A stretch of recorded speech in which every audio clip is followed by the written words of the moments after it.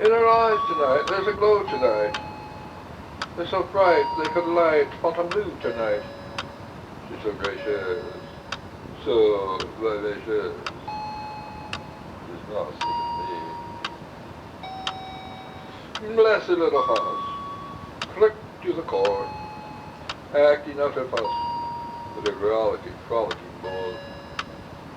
She's such fun tonight, she's a treat tonight. You could spread her out, bread, she's so sweet. When everyone you have ever loved is finally gone, when everything you have ever wanted is finally done with, when all of your nightmares are for a time obscured as by a shining brainless beacon, or a blinding eclipse of the many terrible shapes of this world,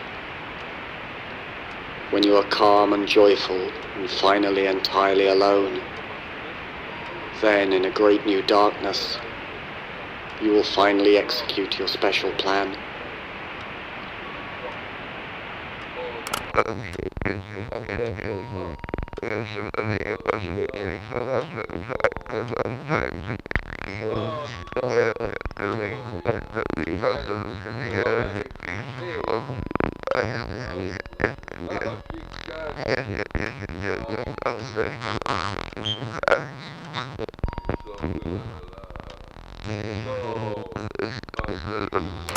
One needs to have a plan, someone said, who was turned away into the shadows, and who I had believed was sleeping or dead. Imagine, he said, all the flesh that is eaten, the teeth tearing into it, the tongue tasting its savour, and the hunger for that taste. Now take away that flesh, he said. Take away the teeth and the tongue, the taste and the hunger. Take away everything as it is. That was my plan, my own special plan for this world. I listened to these words, and yet I did not wonder if this creature whom I had thought sleeping or dead would ever approach his vision, even in his deepest dreams, or his most lasting death. Because I had heard of such plans, such visions, and I knew they did not see far enough. That what was demanded in the way of a plan needed to go beyond tongue and teeth and hunger and flesh, beyond the bones and the very dust of bones and the wind that would come to blow the dust away. And so I began to envision a darkness that was long before the dark of night, and a strangely shining light that owed nothing to the light of day.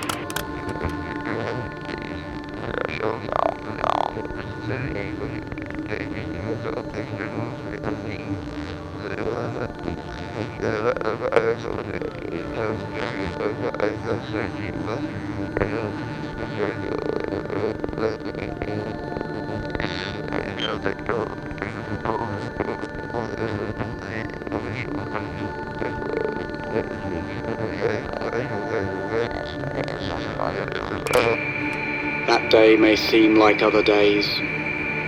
Once more we feel the tiny-legged trepidations. Once more we are mangled by a great grinding fear. But that day will have no others after.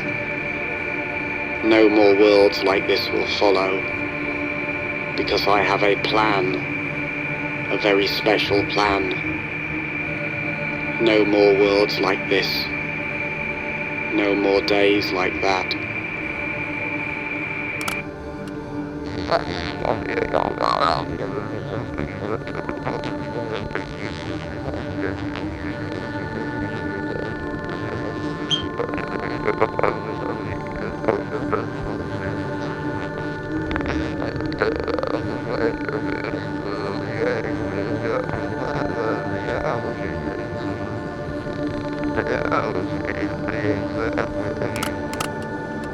There are but 4 ways to die, a sardonic spirit might have said to me. There is dying that occurs relatively suddenly. There is dying that occurs relatively gradually. There is dying that occurs relatively painlessly. There is the death that is full of pain.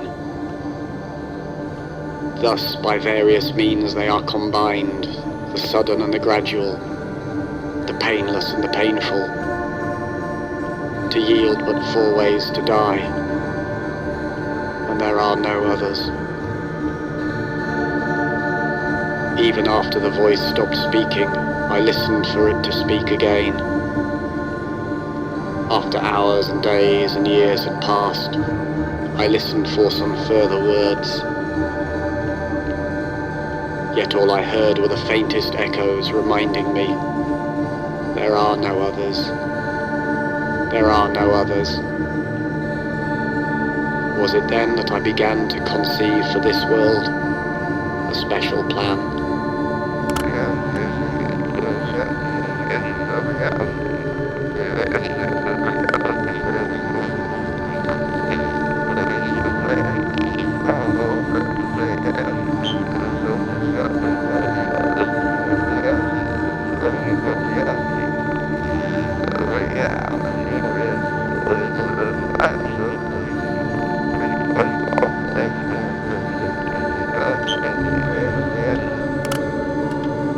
There are no means for escaping this world.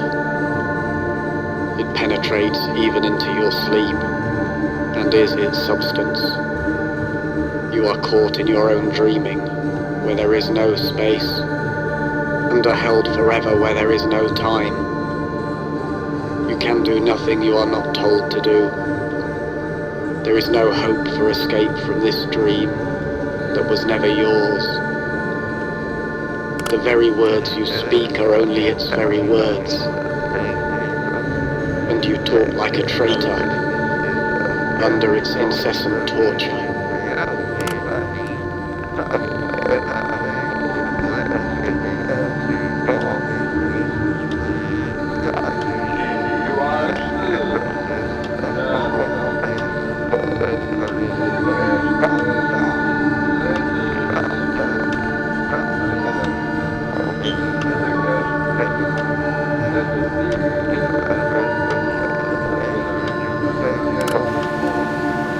There are many who have designs upon this world and dream of wild and vast reformations. I have heard them talking in their sleep of elegant mutations and cunning annihilations. I have heard them whispering in the corners of crooked houses and in the alleys and narrow back streets of this crooked, creaking universe, which they, with their new designs, would make straight and sound. But each of these new and ill-conceived designs is deranged in its heart, for they see this world as if it were alone and original, and not as only one of countless others whose nightmares all proceed, like a hideous garden grown from a single seed. I have heard these dreamers talking in their sleep, and I stand waiting for them, as at the top of a darkened flight of stairs. They know nothing of me, and none of the secrets of my special plan, while I know every crooked, creaking step of theirs.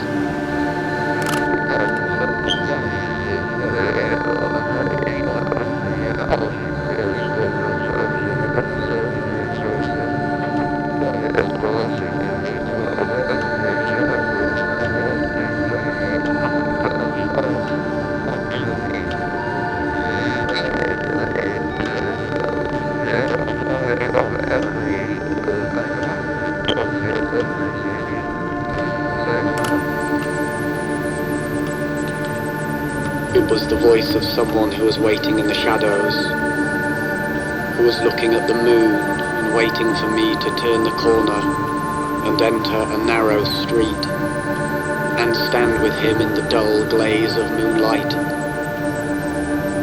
Then he said to me, he whispered, that my plan was misconceived, that my special plan for this world was a terrible mistake, because, he said, there is nothing to do, and there is nowhere to go, there is nothing to be, and there is no one to know.